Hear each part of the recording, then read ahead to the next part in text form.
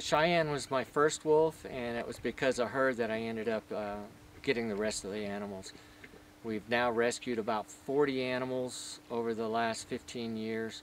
Most of them have been severely beaten and abused, and we give them a home for life. Why is Cheyenne called the healing wolf? She was involved in more physical and emotional healings than you can imagine. She detected cancer in about 25 people, including my late wife. She's just was a phenomenal animal, helping more people with more things than you could ever imagine, really. If you had told me 16 years ago I was going to have a healing wolf, I would have said you're nuts. First off, to have a wolf, and second off, to be a healer. I would never have believed it. But yeah, she's helped a lot of people. I think it was because of Cheyenne that my wife actually lived a full 3 years longer than she was supposed to live, because she was given 2 months to live, and that was it. And she didn't do anything the doctor said. She just worked with Cheyenne and with the other wolves, and it did wonders for her. She even went back to work.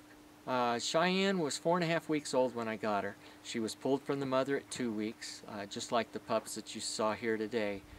They were pulled at 13 days, so that their imprint is with humans, and that's why they'll socialize with you and I.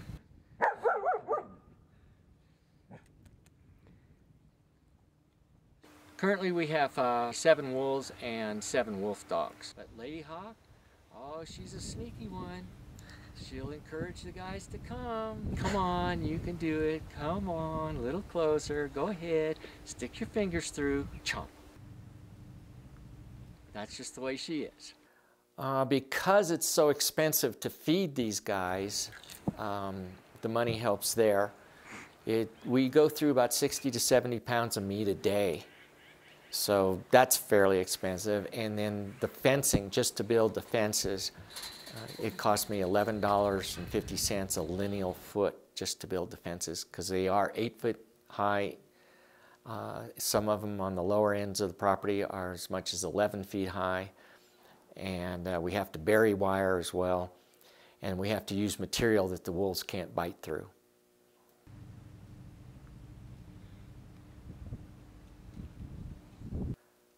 I would say one of the most difficult things is keeping their water buckets from freezing in the winter months.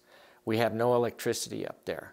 So I actually go out twice a day, break all the ice out of the water buckets, put fresh water in so that they have enough to drink.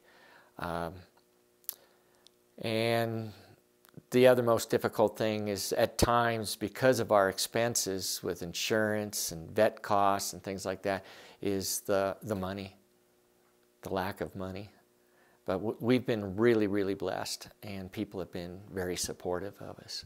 We would love to be able to do more than what we're capable of doing right now.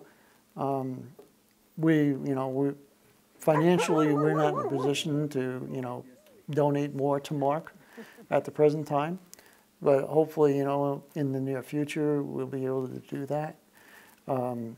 We also support Mark in that my wife does the website in regards to establishing the names of the people that visit, and that they are able to build a web page so that Mark can send out his newsletter and contact people that have been here to volunteer or people that come to visit the wolves, so he can keep in touch with them and hopefully get some more money that way through through donations. We get hunters that provide us with a lot of scrap meat, old meat. So we do get a lot of meat, and I haven't had to buy meat in almost 2 years now. And then a lot of people have helped us financially as well. They make donations. Some will buy T-shirts from us, which help us out quite a bit. But a lot of people are donating to help us buy fencing and other things that we need for the wolves. We've been helping Mark out with people that come here to be volunteers at the sanctuary. And so they stay here, and then they go up and work with Mark for the amount of time that they're volunteering for.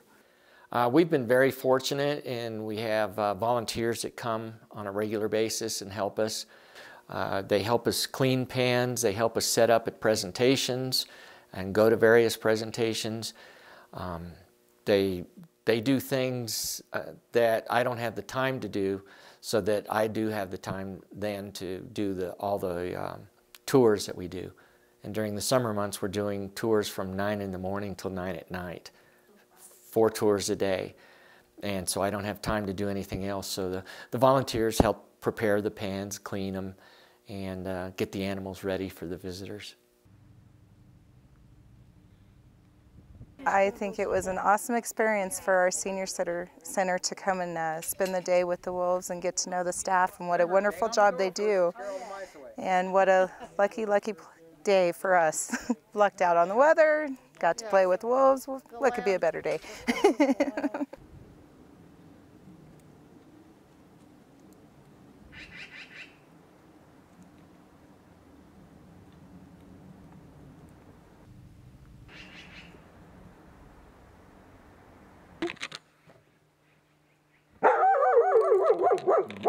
Oh, yeah. Everybody's welcome to come see us. It's always free. You'll spend about 3 hours with us, and it's always a private tour. Check us out on the internet.